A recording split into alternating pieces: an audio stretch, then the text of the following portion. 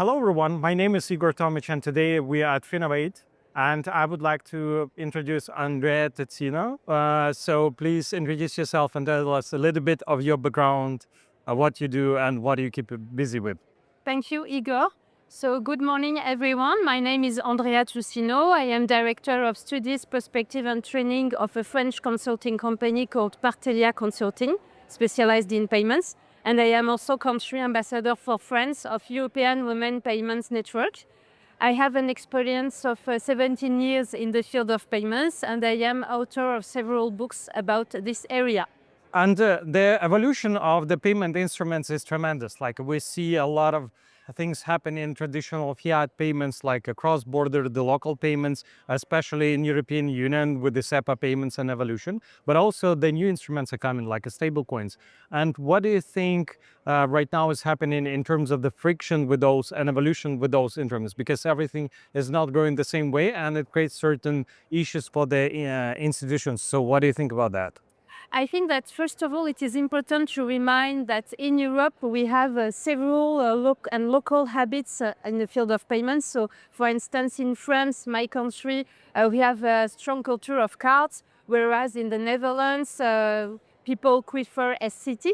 So it is difficult to have a common vision in the field of payments. Nevertheless, we see today that European institutions and also operational players aim at reinforcing the homogenization of payments within the European ecosystem. We have a strong example about this topic, instant payments. So we saw a few years ago that it was difficult to have a common approach in Europe in the field of instant payments. But today we have a real goal of the European Commission to foster the development of this tool and to transform it in the new normal in Europe. And we have also a strong investment of operational players in the field of instant payments. So my answer to your question is the fact that it is important that we have many different local habits in the field of payments. So it is sometimes difficult to have a real common approach in the field of payments in Europe. Yeah, that's definitely true. A lot of people are comparing like a European Union to United States like as a one country, but fairly it's not. We have different legislation, different cultural approach, habits, which is influencing. But then my question is, what do you think about Vero? Because it's becoming really popular technology, or at least on the marketing level. You hear here and there Vero as a main instrument. Do you think it's going to replace and be one of the main payment gateway for European Union? Wero is a very interesting wallet, in fact. So it is important to remind that this initiative aims at, above all, fostering European sovereignty in the field of payments. So today, EPI company Wero represents several EU countries, so France, Germany, Belgium, Luxembourg, and the Netherlands. And we will have also Austria in some times.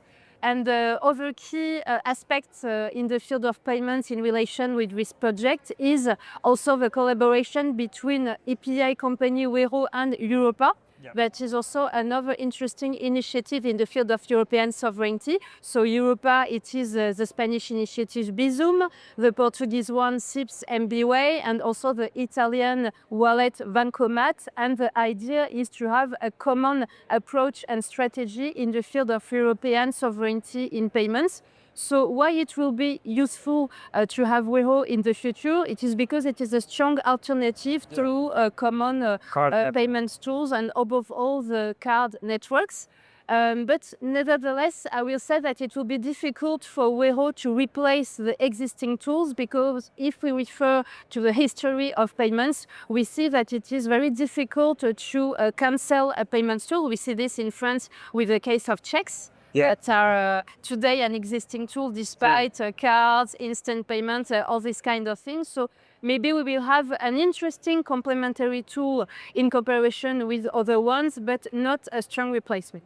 Yeah, that actually shows the whole history with the new formats coming. Like we still have theaters, cinemas, and then streaming services. Nothing replace everything. So that might be the case, but giving a better choice to the customer is always a good thing. Yeah, and in this case, building the sovereign instruments which are helping to not be dictated from overseas, like a Visa, MasterCard, is a good way. And maybe in this case, What your vision for 5 years lifespan? Because instruments are evolving, the stable coins here. What do you think is going to happen with the main cross-border payments in 5 years for a large organization?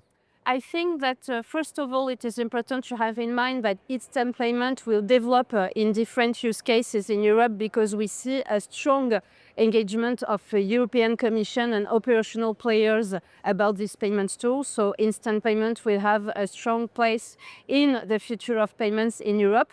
The other strong aspect to have in mind is also the growing role of the different wallets that I mentioned earlier, Wero, of course, but also the local wallets and the Europa initiative, because there is a strong issue about European sovereignty in the field of payments today in our ecosystem.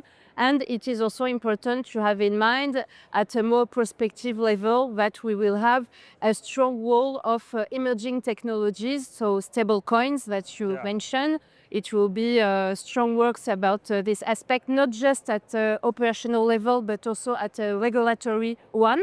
We will have also interesting initiatives in the field of artificial intelligence with not just a goal to foster customer relation in the financial area, but also the field of security, with, for instance, the reinforcement of scoring of risks. And we will have another interesting project to have in mind, Digital Euro. That is also an interesting project in the field of payments that aims at addressing the issue of European sovereignty. So it will be interesting to see what will be the evolution of this project. And last but not least, it is also important to have in mind that cash will be also an important payment tool, because in different EU countries we see an interesting balance between innovative tools and also the necessity to maintain the access to cash for reasons of inclusion and accessibility.